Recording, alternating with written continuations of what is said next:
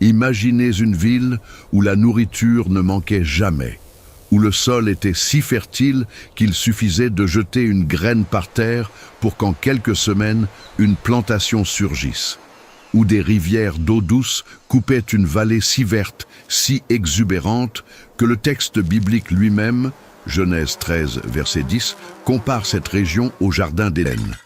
Imaginez maintenant que cette même ville, entourée de toute cette abondance, se soit transformée en l'endroit le plus cruel, le plus pervers et le plus violent du monde antique, si pervers que Dieu lui-même décida qu'elle devait être effacée de la surface de la terre, non pas conquise, non pas punie, effacée, comme si elle n'avait jamais existé. Et voici la question que presque personne ne pose. Que s'y passait-il exactement ? À quoi ressemblait le fait de se réveiller, de manger, de travailler, de marcher dans les rues de Sodome ? Qu'est-ce qu'une personne ordinaire voyait, entendait et ressentait en vivant dans cet endroit chaque jour ?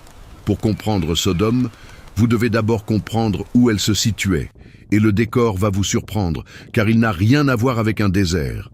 Aujourd'hui, quand vous regardez la région sud de la mer Morte, vous voyez l'un des endroits les plus arides et les plus désolés de la planète. Des roches sèches, du sel cristallisé recouvrant tout, des températures dépassant les 45 degrés. C'est un cimetière géologique. Mais il y a 4000 ans, ce même endroit était l'opposé absolu. La vallée du Jourdain, qui descendait du nord et nourrissait toute cette plaine, créait une bande de terre que les archéologues appellent le miracle vert du Moyen-Orient.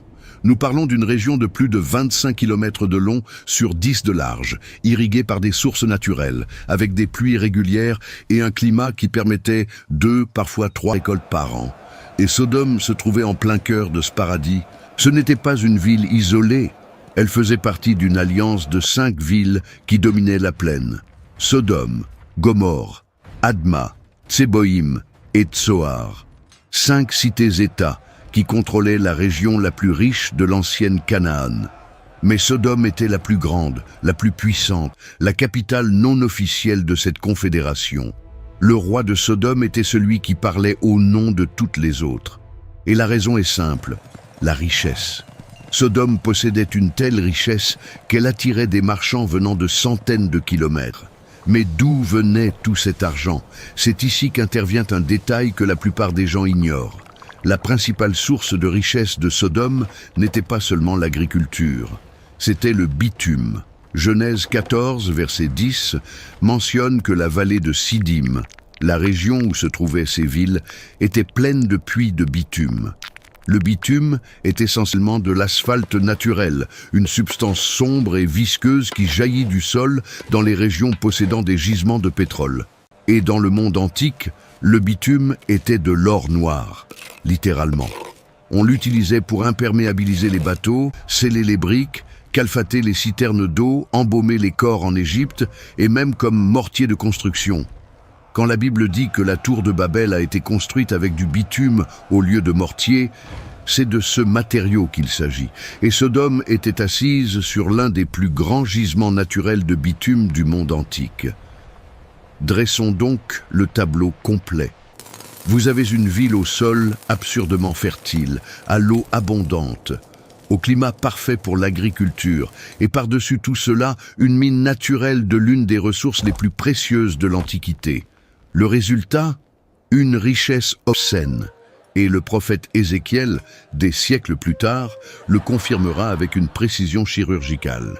Ézéchiel 16, verset 49. « Voici quel a été le crime de Sodome, ta sœur.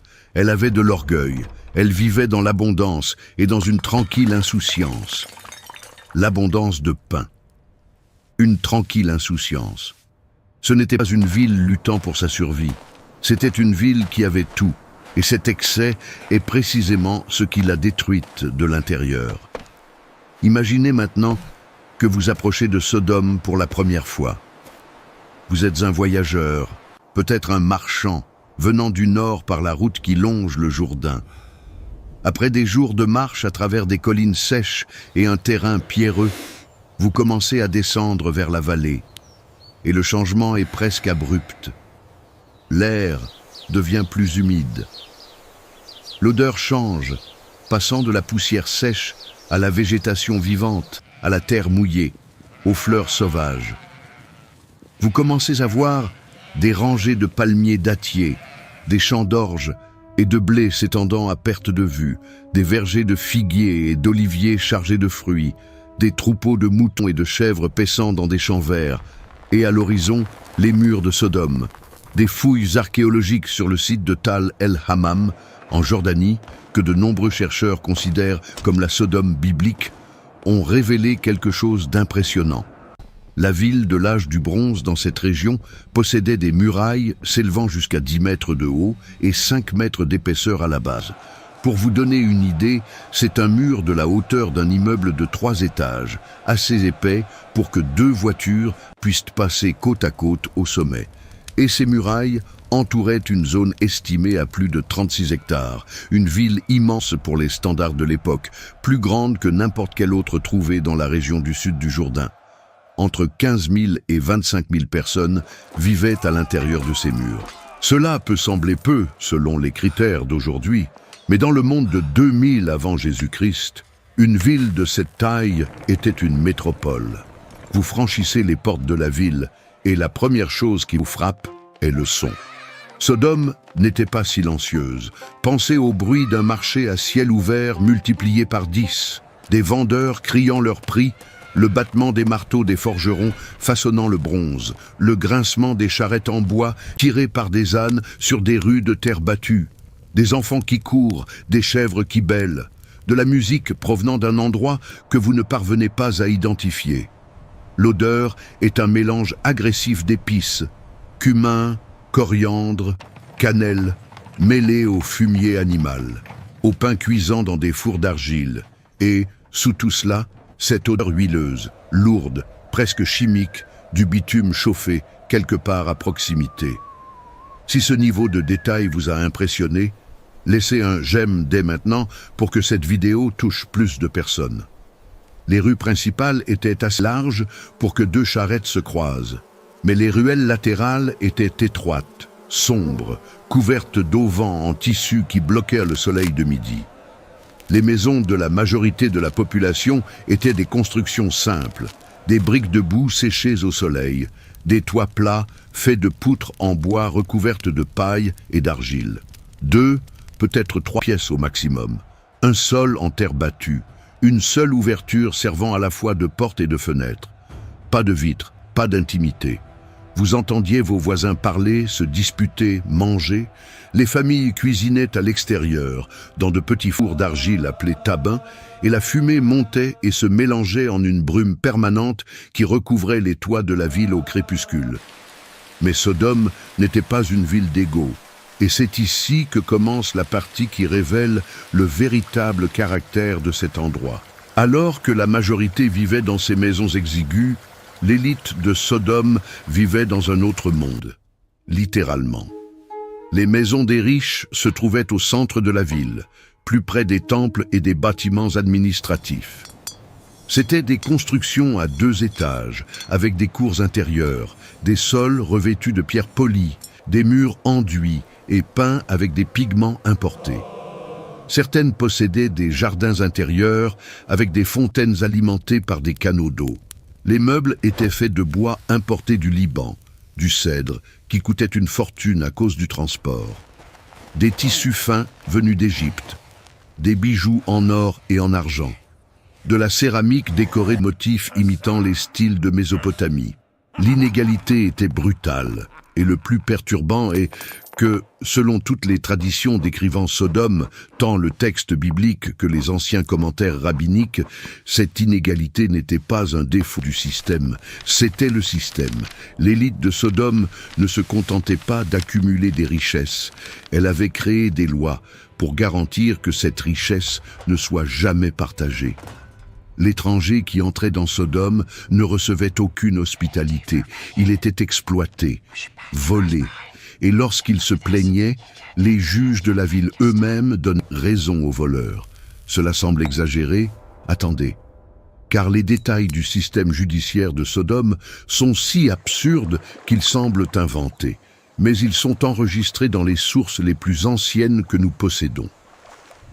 Talmud et le Midrash, des textes de la tradition juive qui développent et commentent les récits bibliques, conservent des histoires sur les juges de Sodome qui révèlent une société ayant complètement inversé le concept de justice. Il existait 4 juges principaux, et leur nom disait déjà tout.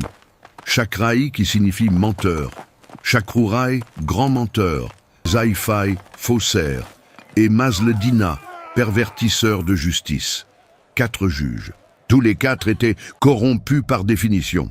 Ce n'était pas un système avec des failles, c'était un système conçu pour être injuste. Et les lois qu'ils appliquaient étaient d'une cruauté calculée. Si un étranger était agressé et saignait, il ne recevait aucune compensation. Il était obligé de payer l'agresseur. La logique? L'agresseur avait pratiqué une saignée médicale, un service de santé, et méritait donc d'être rémunéré. Si quelqu'un coupait l'oreille de l'âne d'un voisin, le propriétaire de l'âne était obligé de remettre l'animal à l'agresseur jusqu'à ce que l'oreille repousse. Lorsqu'une société commence à punir la victime et à récompenser l'agresseur, il n'y a plus de frein. Toute cruauté devient légale, tout abus devient un droit. Et il y avait la loi du lit. C'est peut-être l'histoire la plus perturbante qui ait survécu sur Sodome. Lorsqu'un voyageur arrivait en ville et avait besoin d'un endroit pour dormir, les habitants lui offraient un lit. Cela ressemble à de l'hospitalité, n'est-ce pas? Sauf que le lit avait une taille fixe. Si le voyageur était plus grand que le lit, on lui coupait les jambes jusqu'à ce qu'il y entre. S'il était plus petit, on étirait son corps jusqu'à ce qu'il remplisse l'espace. La tradition dit que cette pratique était si courante qu'elle était devenue une routine, une distraction. Peu importe que cela se soit produit littéralement ou qu'il s'agisse d'une métaphore préservée par les rabbins pour illustrer la mentalité de Sodome. Ce qui compte, c'est ce qu'elle représente. Une ville qui forçait tout le monde à entrer dans son moule et qui détruisait quiconque n'y parvenait pas. Mais la cruauté de Sodome ne s'exerçait pas seulement contre les étrangers. Elle rongeait tout, y compris les relations entre les habitants eux-mêmes. Ézéchiel est chirurgical lorsqu'il décrit la racine du problème. L'orgueil, l'abondance de pain, une tranquille insouciance et la partie que beaucoup de gens oublient. Elle ne secourait pas le pauvre et l'indigent. Ce dernier détail est dévastateur. Nous ne parlons pas d'une ville qui manquait de ressources pour aider, elle en avait à revendre. L'abondance de pain. La nourriture était là, l'eau était là, la richesse était là. Ils ont simplement choisi de ne pas partager. Plus que cela, ils ont transformé ce refus en loi. La tradition rabbinique rapporte qu'à Sodome, aider un pauvre était un crime. Si quelqu'un était surpris en train de donner de la nourriture à un mendiant, il était puni. Il existe des récits selon lesquels une jeune femme fut exécutée, brûlée vive, parce qu'elle avait été découverte en train de donner du pain en cachette à un homme affamé. Si vous croyez que l'avidité détruit des sociétés entières, commentez « Dieu voit tout ». Et ici, entre en jeu quelque chose qui transforme complètement ce que nous savons de Sodome. Quand la plupart des gens pensent à cette ville, ils ne pensent qu'à un seul type de péché. Mais la Bible est plus complexe que cela. Ésaïe appelle les dirigeants de Jérusalem, princes de Sodome, et le peuple, peuple de Gomorrhée. Et le contexte n'a rien à voir avec la sexualité. Il s'agit d'injustice sociale, de sacrifices religieux vides, de l'oppression de l'orphelin et de la veuve. Jérémie compare les prophètes de Jérusalem à Sodome parce qu'ils fortifiaient les mains des méchants, afin qu'aucun ne revienne de sa méchanceté. Sodome, dans la Bible, est plus qu'une ville. C'est un symbole de ce qui arrive quand une société entière décide que la cruauté est acceptable, que le profit justifie la souffrance et que l'aide au prochain est une faiblesse. Repensez maintenant au quotidien. Vous vous réveillez dans l'une de ces maisons de boue à l'aube, car il n'existe pas d'éclairage artificiel efficace. Quelques lampes à huile tout au plus, qui diffusent une lumière faible et fumeuse. La chaleur monte déjà. Vous prenez un petit déjeuner composé essentiellement de pain plat, d'un peu d'huile d'olive, peut-être des dattes séchées ou des figues. Si vous avez de la chance, un peu de fromage de chèvre. L'eau provient d'une citerne située dans la cour de la maison ou, si vous êtes pauvre, d'une fontaine publique qui dessert tout le quartier. Et cette eau n'est pas cristalline. Elle est tiède, avec un goût minéral lourd à cause de la composition du sol de la région. Votre travail dépend de votre position sociale. Si vous êtes agriculteur, vous sortez avant le lever du soleil pour travailler dans les champs hors des murs de la ville. Blé, orge, lentilles, oignons, ail. Le sol de la vallée est si fertile que le travail principal est la récolte, pas le semis. Si vous êtes artisan, vous travaillez à l'intérieur de la ville, des potiers façonnant la céramique, des tisserands produisant des tissus de laine et de lin, des tanneurs traitant le cuir de chèvre selon un processus impliquant de l'urine fermentée et du fumier. Le quartier des tanneurs se trouvait toujours à la périphérie de la ville, car l'odeur était insupportable. Si vous êtes marchand, votre vie tourne autour de la porte de la ville, là où les caravanes arrivent et où les affaires se concluent. Et la porte de la ville n'était pas seulement une entrée, c'était le centre névralgique de Sodome. C'est là que tout se passait. Les juges siégeaient à la porte pour résoudre les litiges. Les anciens se réunissaient pour décider des questions politiques. Les marchands négociaient. Les nouvelles arrivaient. Quand Genèse 19 nous dit que Lot, le neveu d'Abraham qui vivait à Sodome, était assis à la porte de Sodome, cela ne signifie pas qu'il se reposait devant chez lui. Cela signifie qu'il occupait une position d'autorité. S'asseoir à la porte était un privilège réservé aux hommes les plus importants de la ville. Lot avait gravi les échelons de la hiérarchie sociale. C'était un immigré qui avait réussi à pénétrer l'élite. Et c'est fondamental pour comprendre ce qui arrive ensuite, car Lot vivait une contradiction qui devait être étouffante.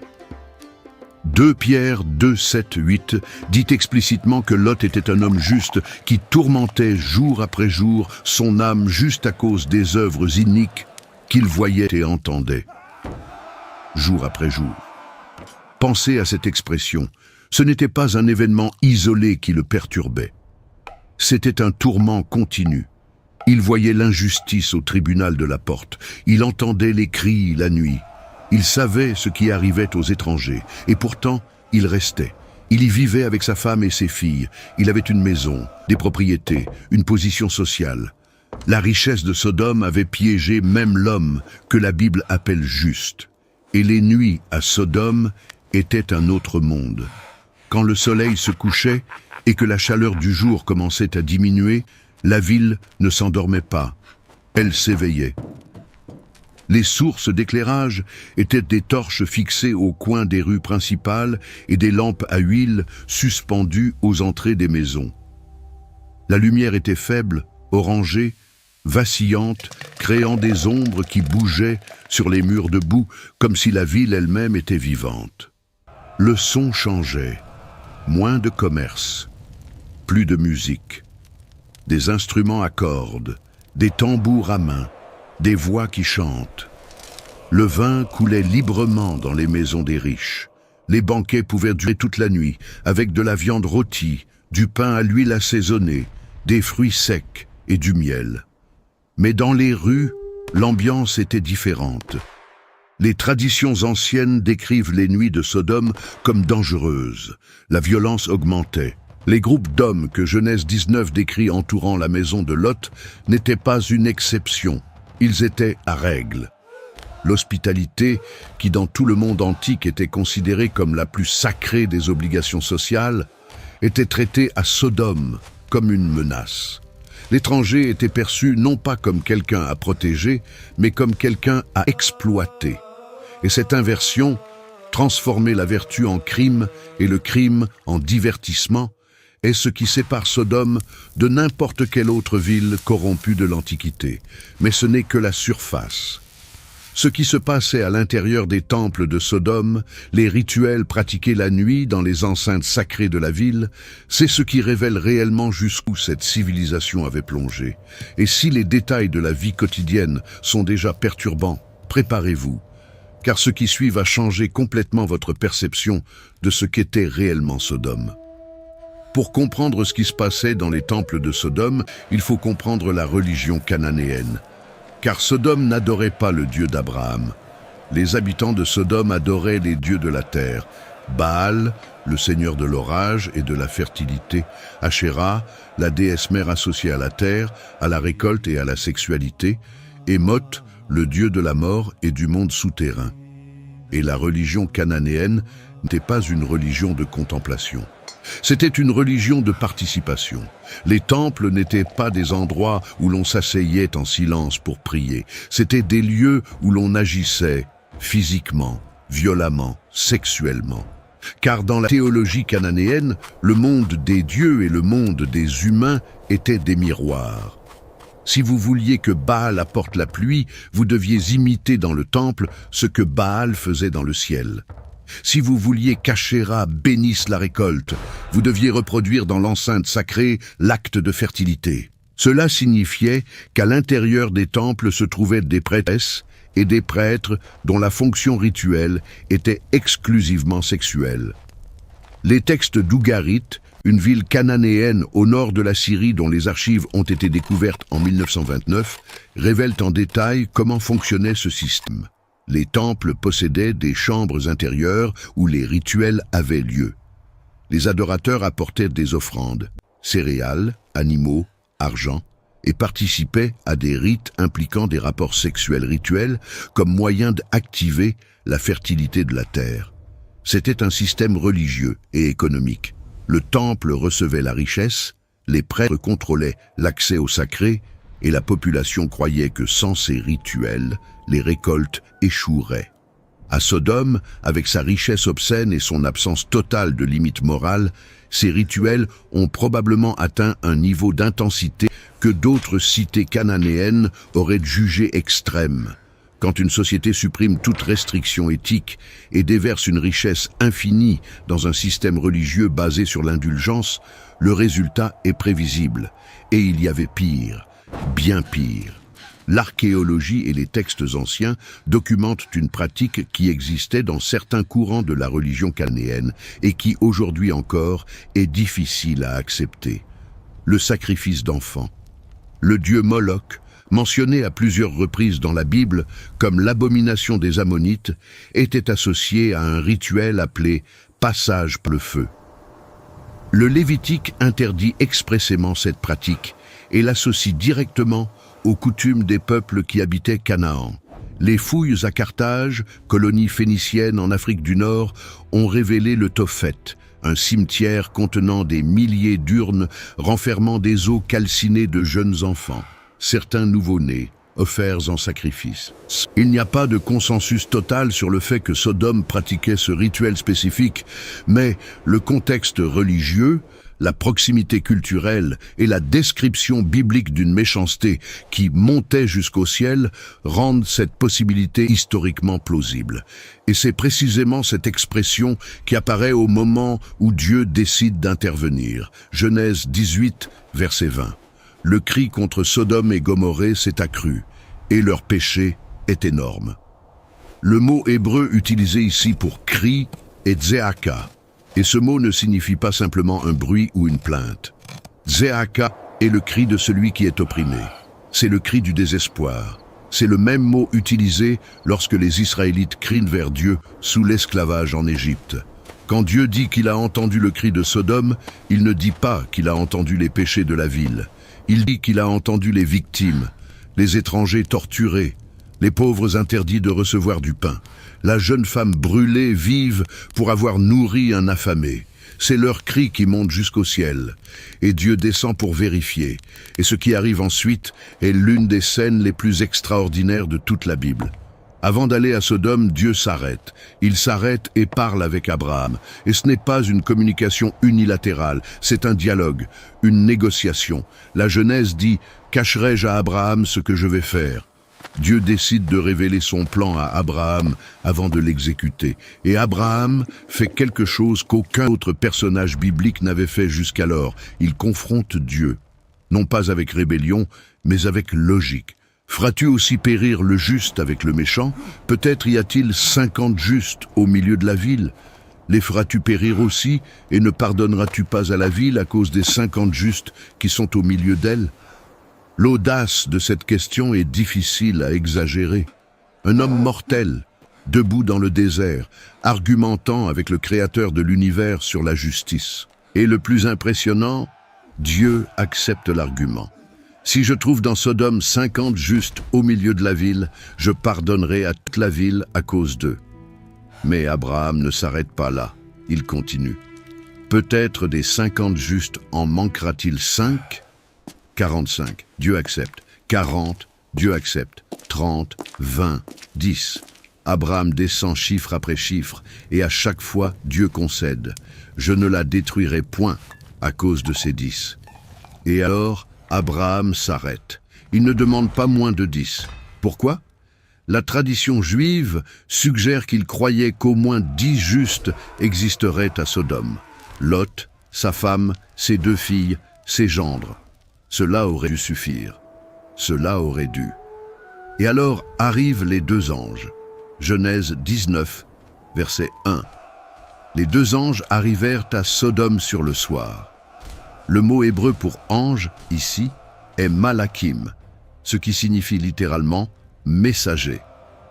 Ils ne sont pas arrivés avec des ailes brillantes et des auréoles dorées. Ils sont arrivés avec l'apparence d'hommes ordinaires. Des voyageurs fatigués, couverts de la poussière de la route, arrivant à la porte de la ville au crépuscule. Et Lot les voit. Il est assis à la porte dans sa position d'autorité et reconnaît immédiatement que ces hommes sont des étrangers. Et ici se produit quelque chose de révélateur. Lot se lève, va vers eux, se prosterne la face contre terre et insiste à plusieurs reprises pour qu'ils viennent dormir chez lui, pour qu'ils ne passent pas la nuit sur la place de la ville. Pensez au poids de cette insistance. Lot n'est pas simplement poli, il est désespéré. Il sait ce qui arrive aux étrangers qui passent la nuit sur la place de Sodome. Il vit là. Il voit cela tous les jours. Pierre dit que son âme était tourmentée quotidiennement. Et quand il insiste pour que les anges viennent chez lui, il essaie de les protéger de ce qu'il sait devoir arriver. Les anges refusent d'abord « Non, nous passerons la nuit sur la place ». Mais Lot insiste tant qu'ils acceptent. Il les emmène chez lui, prépare un festin, des pains sans levain, de la viande, et ils mangent. Il semble que la nuit va s'écouler en paix, mais ce n'est pas le cas. Genèse 19, 4. Il n'était pas encore couché que les gens de la ville, les gens de Sodome, entourèrent la maison, depuis les enfants jusqu'aux vieillards. Toute la population était accourue de tous les quartiers. Relisez cette phrase. Toute la population, de tous les quartiers, depuis les enfants jusqu'aux vieillards. Ce n'est pas un groupe isolé de criminels, c'est la ville entière. Le texte prend soin de souligner l'universalité, personne n'est resté en dehors. Et ils entourent la maison de Lot et crient « Où sont les hommes qui sont entrés chez toi cette nuit? Fais-les sortir vers nous, pour que nous les connaissions. » Le verbe hébreu ici, yada, connaître, est le même verbe utilisé dans Genèse 4.1 quand il est dit que Adam connut Ève. Ce n'est pas une demande de présentation sociale. C'est une déclaration d'intention violente. La réaction de Lot révèle la folie morale que Sodome avait installée même dans l'esprit de ses habitants les plus justes.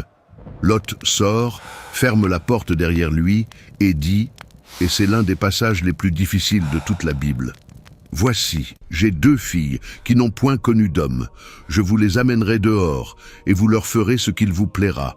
Seulement, ne faites rien à ces hommes, puisqu'ils sont venus à l'ombre de mon toit. » Lot offre ses propres filles pour protéger ses hôtes.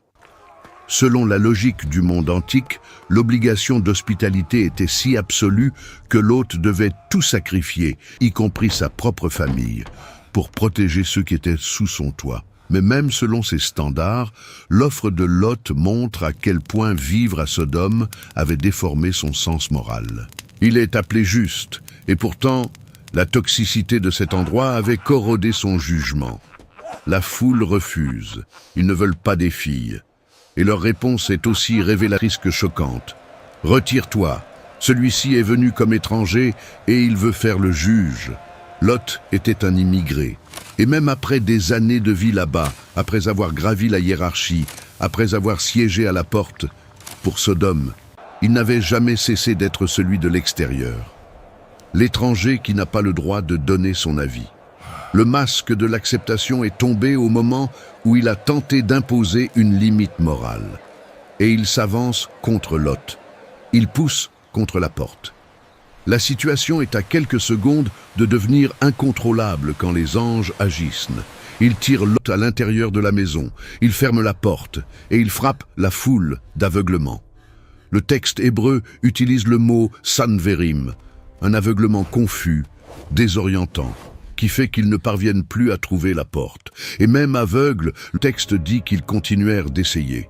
Ils continuèrent de chercher l'entrée. Même aveuglés par la main de Dieu, ils ne s'arrêtèrent pas. Et c'est à ce moment que le destin de Sodome est scellé. Pas cette nuit-là, il était déjà scellé auparavant. Cette nuit ne fut que la confirmation finale, la preuve définitive qu'il n'existait pas 10 justes, ni 5, ni 2. Il y en avait un, Lot, et même lui était contaminé. Les anges se tournent vers Lot et demandent « Qui as-tu encore ici ? Gendre, fils et filles, et tout ce qui t'appartient dans la ville, fais-les sortir de ce lieu, car nous allons détruire ce lieu. » Et Lot court dans l'obscurité de l'aube, les cris de la foule aveugle résonnant encore derrière lui, et se rend chez ses gendres. Il frappe à la porte, il les réveille, il dit « Levez-vous, sortez de ce lieu, car le Seigneur va détruire la ville. » Et la réaction des gendres est l'une des phrases les plus tristes de la Bible.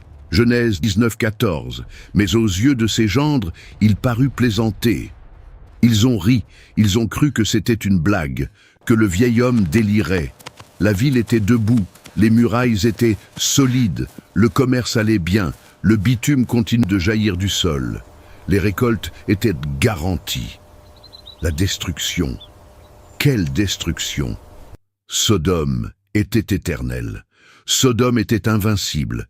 Et cette certitude, cette arrogance aveugle selon laquelle rien ne peut changer, que la prospérité est permanente et que le jugement est impossible, est peut-être la dernière et la plus mortelle des maladies de Sodome. Il possédait tant de richesses, tant de confort, tant de pouvoir, que l'idée que tout puisse s'arrêter ne pouvait littéralement pas entrer dans leur tête. Et l'aube arriva, et avec elle, la dernière heure de Sodome. Quand le matin pointa, les anges pressèrent Lot. Le verbe hébreu est « vayaitsu ». Ils pressèrent, ils poussèrent. Ce n'était pas une invitation polie, c'était de l'urgence. « Lève-toi, prends ta femme et tes 2 filles qui se trouvent ici, de peur que tu ne périsses dans la punition de la ville. » Et malgré cela, même avec des anges lui ordonnant de courir, Lot hésita. La Genèse dit littéralement « il s'attardait ». Il regardait en arrière, vers sa maison, vers ses propriétés, vers la vie qu'il avait construite. Tout ce qu'il possédait était là. Et la Bible dit que les anges durent prendre Lot par la main. Ils durent le saisir physiquement, lui, sa femme et ses 2 filles, et les traîner hors des portes. Le texte attribue cela à la miséricorde du Seigneur, car sans cette intervention physique, Lot serait resté. L'homme juste serait mort à Sodome parce qu'il ne parvenait pas à lâcher ce que Sodome lui avait donné. Et l'ordre final fut simple et absolu.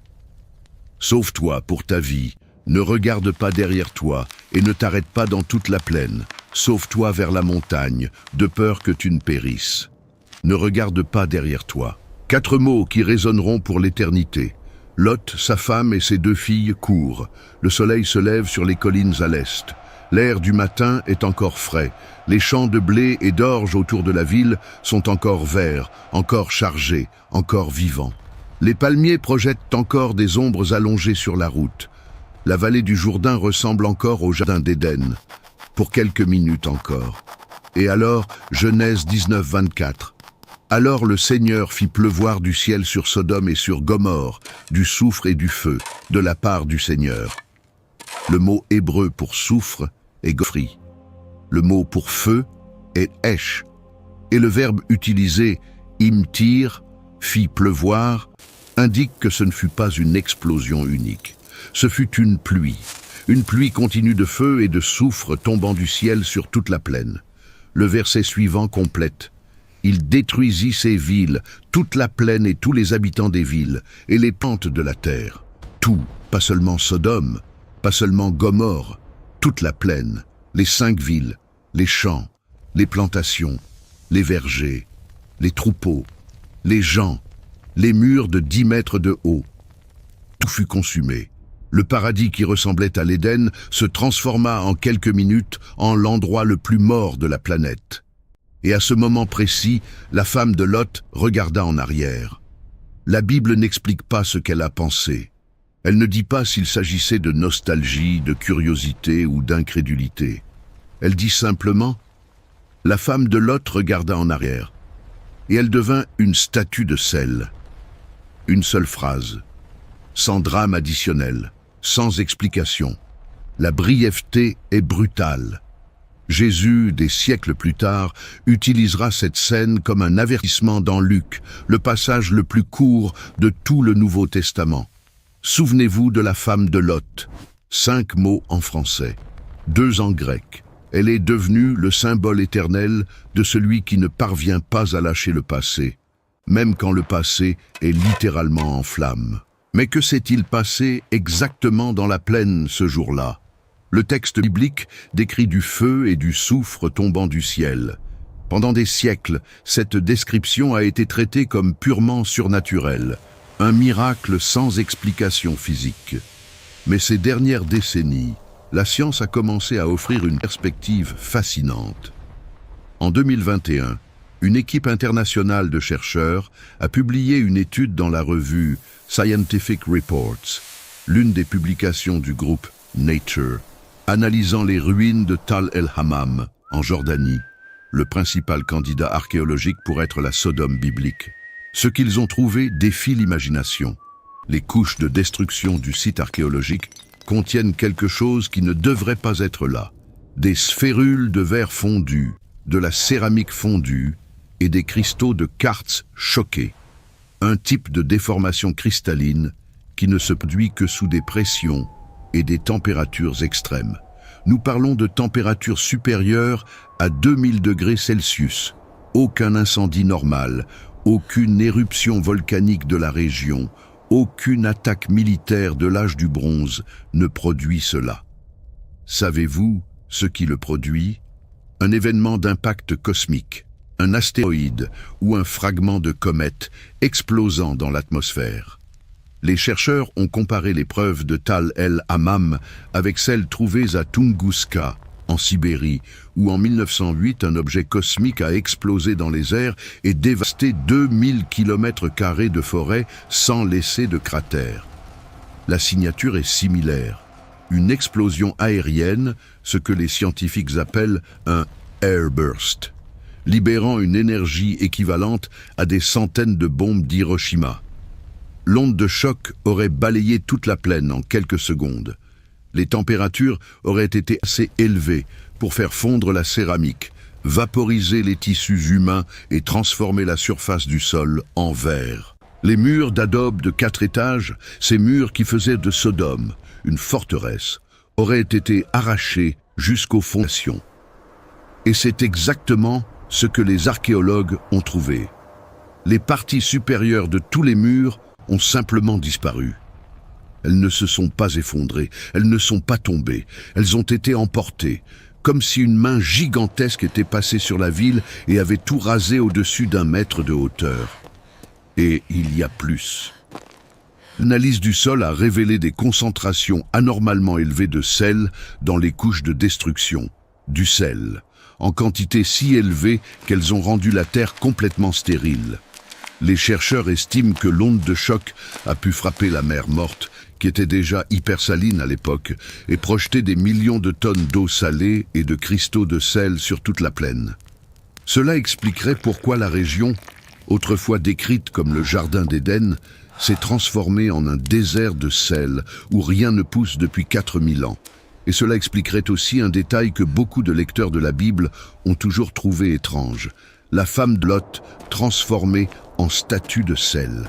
Une personne frappée par un nuage supersonique de sel cristallisé et de vapeur surchauffée serait littéralement encroûtée et préservée dans une couche de sel minéral. La science ne contredit pas le texte. Elle en décrit le mécanisme. La Genèse rapporte ce qu'Abraham vit le lendemain matin. Il se leva tôt, se rendit à l'endroit où il s'était tenu devant le Seigneur, le même endroit où il avait négocié pour 10 justes, et regarda du côté de Sodome et de Gomorrhe et vers toute l'étendue de la plaine. Et ce qu'il vit, c'est une fumée qui s'élevait de la terre comme la fumée d'une fournaise. Le mot hébreu pour fournaise ici est kivshan, le même terme utilisé pour décrire les fourneaux industriels de fonte des métaux. Ce n'était pas de la fumée de feu de camp, c'était une colonne dense, industrielle, toxique, s'élevant de toute la vallée comme si la terre elle-même était en train de fondre. Et dans un certain sens, elle l'était. Le bitume qui jaillissait naturellement du sol, ce même bitume qui avait fait la richesse de Sodome, est hautement inflammable. Quand le feu a atteint les dépôts souterrains de bitume et de soufre, la plaine entière s'est transformée en un enfer auto-entretenu. Le combustible qui avait bâti la civilisation de Sodome est devenu le combustible de sa destruction. Et Lot s'est enfui. D'abord, il a demandé à ne pas aller vers la montagne. Il avait peur de ne pas arriver à temps et a supplié de pouvoir se réfugier dans une petite ville voisine appelée Tsoar. Le nom Tsoar signifie « petite » en hébreu, et Lot a argumenté que, puisqu'elle était si insignifiante, peut-être Dieu l'épargnerait-il. Et Dieu l'a épargnée. Tsoar a survécu, mais Lot ne resta pas longtemps à Tsoar. La Genèse dit qu'il eut peur d'y demeurer et qu'il monta vers la montagne, précisément l'endroit où les anges lui avaient ordonné d'aller dès le début. Sa désobéissance lui coûta sa femme, ses gendres et tout ce qu'il possédait. Maintenant, enfin, il se rend là où il aurait dû aller des heures plus tôt. Lui et ses 2 filles se réfugient dans une caverne, sans maison, sans troupeau, sans serviteurs, sans position sociale. L'homme qui siégeait à la porte de la ville la plus riche de la plaine vit désormais dans un trou dans la roche, avec rien d'autre que les vêtements qu'il portait lors de sa fuite. Et ce qui arrive dans cette caverne est l'un des épisodes les plus perturbants de toute la Genèse. Les 2 filles de Lot, isolées sur la montagne, croient que le monde est fini, qu'il ne reste plus aucun homme sur terre pour leur donner des enfants. Le texte dit « Il n'y a plus d'hommes dans le pays pour venir vers nous, selon la coutume de tous les pays. » Elles voient la destruction totale de la plaine et concluent que la catastrophe a été mondiale. Elles décident alors d'enivrer leur père et de coucher avec lui, chacune lors d'une nuit différente, pour préserver leur descendance. Lot, dit le texte, ne s'aperçut ni quand elles se couchèrent, ni quand elles se levèrent. Les 2 tombent enceintes. L'aînée donne naissance à Moab, père des Moabites. La cadette donne naissance à Ben-Ammi, père des Ammonites. 2 nations entières naissent de cet acte de désespoir dans une caverne sombre. Et il est impossible de lire ce passage sans percevoir l'ironie tragique. Les filles de Lot ont grandi à Sodome. Elles ont été élevées dans une ville où les limites morales n'existaient pas, où le corps humain était un instrument d'échange, où la notion de sacré avait été complètement inversée. Et même après avoir échappé à la mort, même après avoir été témoins du jugement divin de leurs propres yeux, le modèle de Sodome était encore en elles, non pas parce qu'elles étaient mauvaises. Le texte ne les condamne pas explicitement, mais parce que Sodome était tout ce qu'elles connaissaient. Quand elles durent prendre une décision dans une situation extrême, le cadre de référence qu'elles possédaient était celui de Sodome. La ville avait brûlé, mais ses valeurs vivaient encore dans l'esprit de ceux qui y avaient grandi.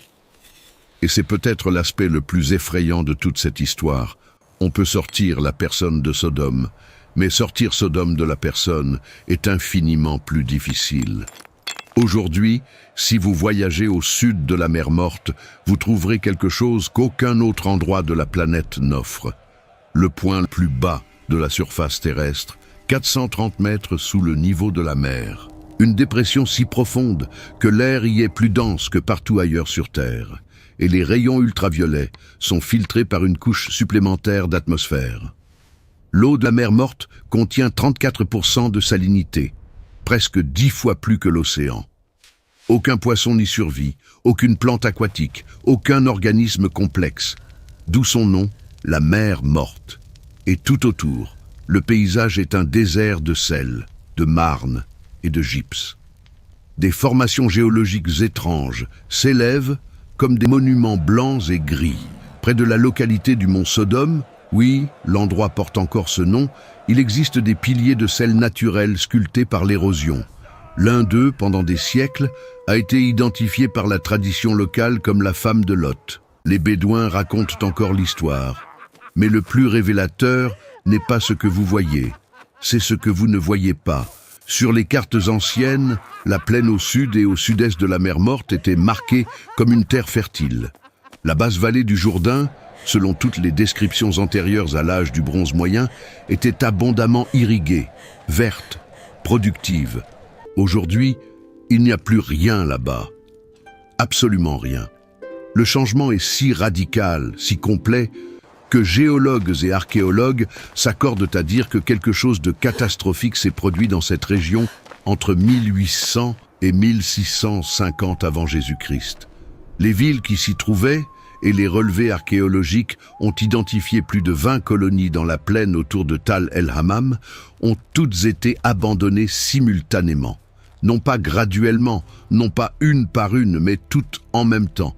Et la région est restée inoccupée pendant 700 ans. 7 siècles. Personne n'est revenu. Personne n'a reconstruit. Personne n'a replanté. Quoi qu'il soit arrivé là-bas, ce fut si dévastateur que cela a effacé non seulement les villes, mais la mémoire même que cet endroit était habitable. Et c'est ici que l'archéologie pose une question qui fait écho à celle d'Abraham. Que reste-t-il ?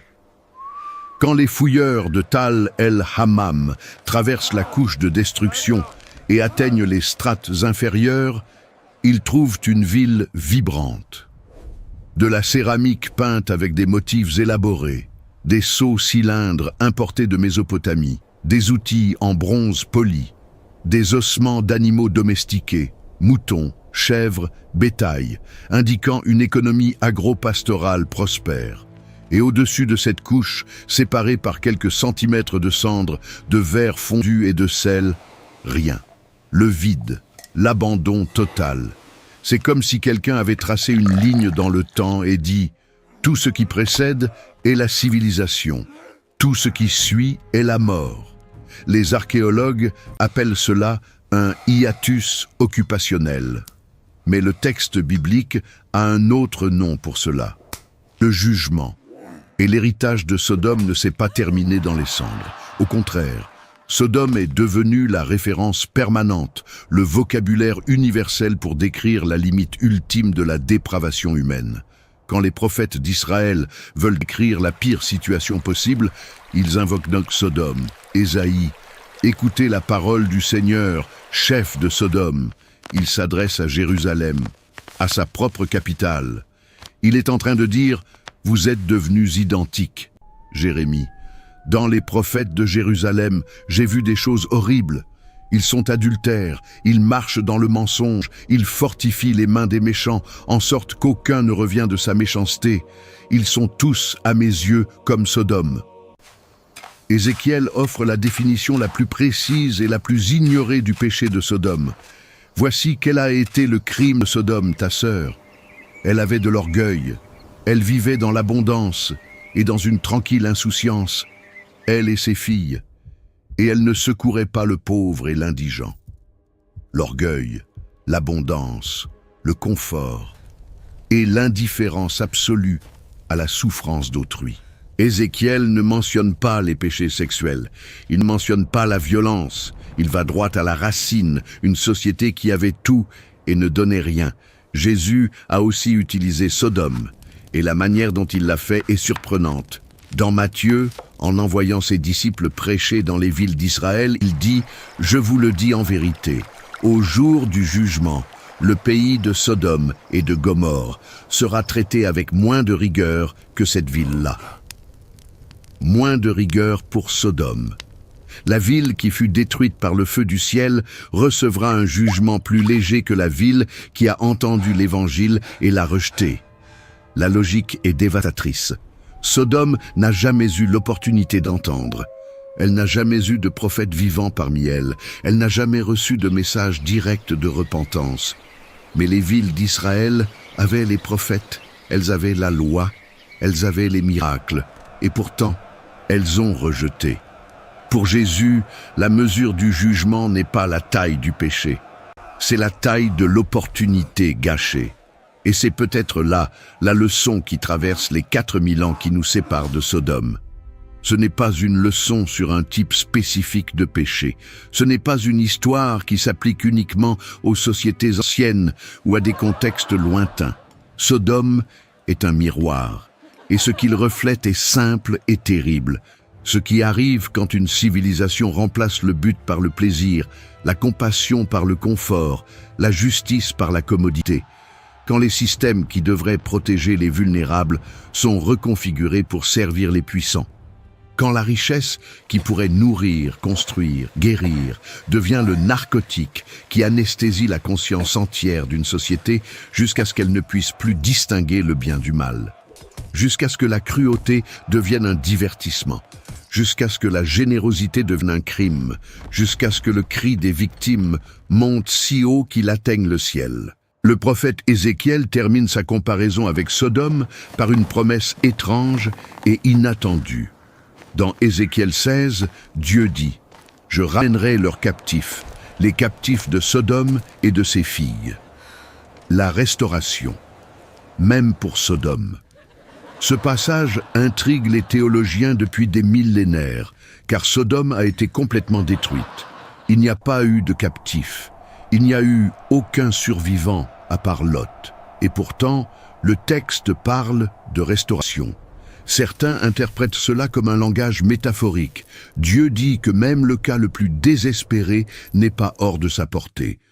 D'autres y voient une promesse littérale de restauration future. Mais quelle que soit l'interprétation, le message est clair. L'histoire de Sodome ne se termine pas dans le feu. Elle se termine par une possibilité, par un choix. Le même choix que Lot a eu quand les anges ont tendu la main.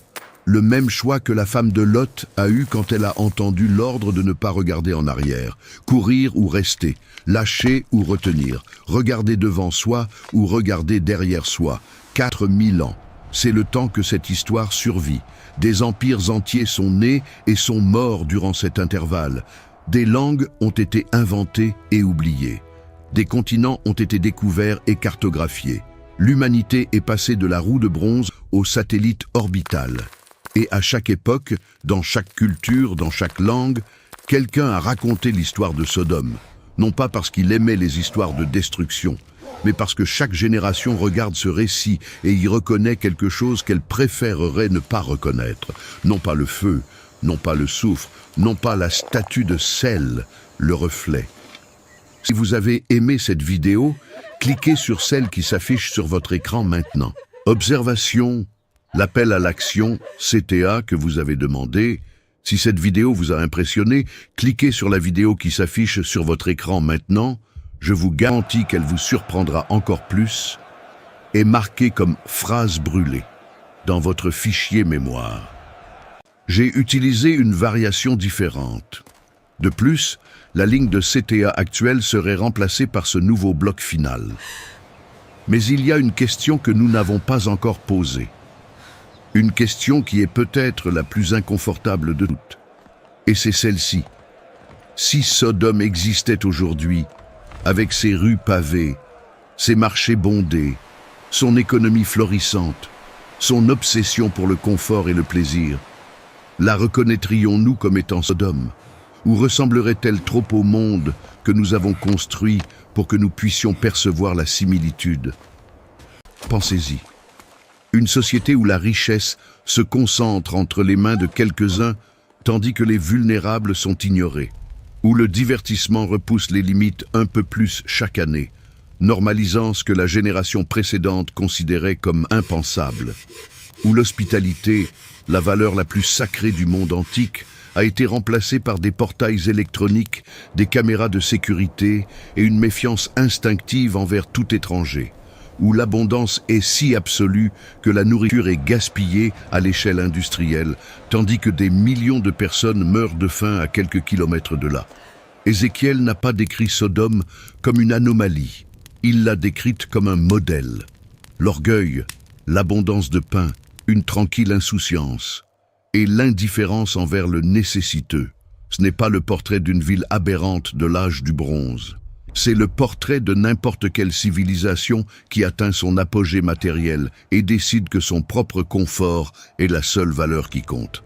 L'historien britannique Arnold Toynbee a étudié l'effondrement de 26 civilisations tout au long de l'histoire humaine. Et il a découvert un modèle qui se répète avec une précision presque mathématique. Les civilisations ne sont pas détruites par des ennemis extérieurs, elles se désintègrent de l'intérieur. Ce que Toynbee a appelé la perte d'autodétermination créative est exactement ce que les prophètes bibliques décrivaient par un autre mot, l'iniquité. Non pas un péché isolé, mais une réorientation complète des valeurs d'une société, où ce qui était sacré devient jetable, et ce qui était jetable devient sacré. Rome a suivi ce chemin, Babylone a suivi ce chemin, et aucune d'elles n'a cru qu'elle le suivait, jusqu'à ce qu'il soit trop tard. Et la vitesse à laquelle cette réorientation se produit est ce qui effraie le plus. Sodome ne s'est pas réveillée un jour en décidant d'être Sodome. Elle est devenue Sodome un pas après l'autre, une concession après l'autre, une justification après l'autre. La première génération a travaillé dur pour extraire le bitume du sol et le transformer en richesse. La deuxième a hérité de la richesse. La troisième a considéré la richesse comme un droit. Et la quatrième ne se souvenait déjà plus qu'il y avait eu un temps avant la richesse. Combien de générations séparent une société qui construit d'une société qui ne fait que consommer? La réponse, selon les registres archéologiques de Tal el-Hammam, est étonnamment courte. Quelques-unes seulement. Les archéologues estiment que la ville a atteint son apogée et a été détruite dans un intervalle de 150 à 200 ans. 6 à 8 générations. C'est tout ce qui a séparé la fondation de l'effondrement. Il existe un concept en psychologie sociale appelé « normalisation de la déviance », inventé par la sociologue Diane Hogan en étudiant la catastrophe de la navette spatiale Challenger en 1986. Il décrit comment les organisations et les sociétés acceptent graduellement des standards de plus en plus dangereux parce que cela a toujours fonctionné ainsi. Chaque petit écart par rapport à ce qui est acceptable, lorsqu'il ne se traduit pas par une catastrophe immédiate, devient la nouvelle norme. Et l'écart suivant part de cette nouvelle norme, et le suivant, jusqu'à ce que le système entier fonctionne si loin des standards originaux que le désastre devient inévitable. Et pourtant, personne ne le voit venir, parce que chaque étape individuelle semblait petite, raisonnable, gérable. Sodome n'a pas décidé de devenir Sodome. Elle a glissé jusque-là, et le cri des opprimés, ce cri que la Genèse dit être monté jusqu'à Dieu, est devenu assourdissant, non pas parce qu'il a augmenté de volume, mais parce que tous les autres avaient appris à ne plus l'entendre. Et c'est peut-être là la question la plus dérangeante que cette histoire de 4000 ans pose à chaque personne qui l'écoute. Qu'apprenez-vous à ne plus entendre ? Car le détail le plus perturbant de tout ce récit ne se trouve pas dans les ruines de Sodome. Il se trouve dans la réaction de Lot quand les anges sont arrivés. Genèse 19:1 dit qu'il était assis à la porte de la ville. Il ne fuyait pas, il ne protestait pas, il n'organisait pas de résistance contre l'injustice dont il était témoin quotidiennement. Il était assis, confortable, intégré. Lot savait exactement ce qu'était Sodome. Sa réaction aux événements de cette nuit-là prouve qu'il connaissait parfaitement le danger. Mais il est resté, il a choisi de rester. Et quand il a finalement reçu l'ordre de partir, il a hésité. Il a fallu qu'il soit tiré par la main, comme un enfant qui refuse de lâcher un jouet qui prend feu. Lot n'était pas un méchant, Lot était accommodant. Et l'accommodement dans cette histoire est dépeint comme quelque chose de plus dangereux que la méchanceté elle-même, car le mal actif peut être confronté, dénoncé, combattu. Mais l'accommodement se contente de s'asseoir à la porte, regardant le monde se défaire au ralenti et se disant que demain, il fera quelque chose à ce sujet. Demain, il se lèvera. Demain, il partira. Jusqu'à ce que demain arrive sous la forme de deux étrangers frappant à la porte et disant « Le temps est écoulé ». La mer morte rétrécit. Chaque année, son niveau baisse de plus d'1 mètre. L'eau du Jourdain, qui l'alimentait autrefois, est détournée pour l'irrigation et la consommation, bien avant d'atteindre la vallée. Les rivages reculent, révélant des cratères de subsidence qui s'ouvrent sans prévenir, des trous dans le sol qui engloutissent des routes et des palmiers entiers en quelques secondes. Les géologues estiment que dans 50 ans, si rien ne change, la mer morte pourrait se réduire à une fraction de ce qu'elle est aujourd'hui. L'endroit le plus bas de la Terre deviendra encore plus vide, encore plus mort. Et les ruines sous cette terre continueront d'être là, couvertes de sel et de cendres, attendant que quelqu'un creuse 1 centimètre de plus et trouve un fragment supplémentaire d'une histoire que l'humanité refuse d'oublier. Peut-être parce qu'au fond, elle sait qu'elle ne peut pas se permettre d'oublier. Abraham a imploré pour 10 justes et n'en a pas trouvé. Mais sa question n'a jamais porté sur Sodome. Elle portait sur la nature de la justice elle-même et sur le poids d'une seule vie droite au milieu d'une civilisation qui a perdu le nord. Combien de personnes doivent refuser de participer au mensonge collectif pour que le mensonge cesse de fonctionner? Combien de voix doivent dire « cela n'est pas juste » pour que le système entier soit forcé d'entendre? La Bible ne répond jamais à cette question par un chiffre. Elle répond par un nom. Lot. Un homme imparfait, hésitant, trop accommodant pendant trop longtemps, mais qui, au moment final, quand la main s'est tendue, a choisi de la saisir, non par courage, non par vertu, par un fil de lucidité qui restait encore sous des années d'anesthésie morale. Et ce fut suffisant, non pas pour sauver la ville était déjà perdue, mais pour prouver que même à l'intérieur de Sodome, même après des années assis à cette porte, une personne peut encore se lever, tout lâcher et courir. 4000 ans. C'est le temps que cette histoire survit. Des empires entiers sont nés et sont morts dans cet intervalle. Des langues ont été inventées et oubliées. Des continents ont été découverts et cartographiés. L'humanité est passée de la roue de bronze au satellite orbital. Et à chaque ère, dans chaque culture, dans chaque langue, quelqu'un a raconté l'histoire de Sodome. Non pas parce qu'il aimait les histoires de destruction, mais parce que chaque génération regarde ce récit et reconnaît quelque chose qu'elle préférerait ne pas reconnaître. Non pas le feu, non pas le soufre, non pas la statue de sel, le reflet. Si vous avez aimé cette vidéo, cliquez sur celle qui s'affiche sur votre écran maintenant.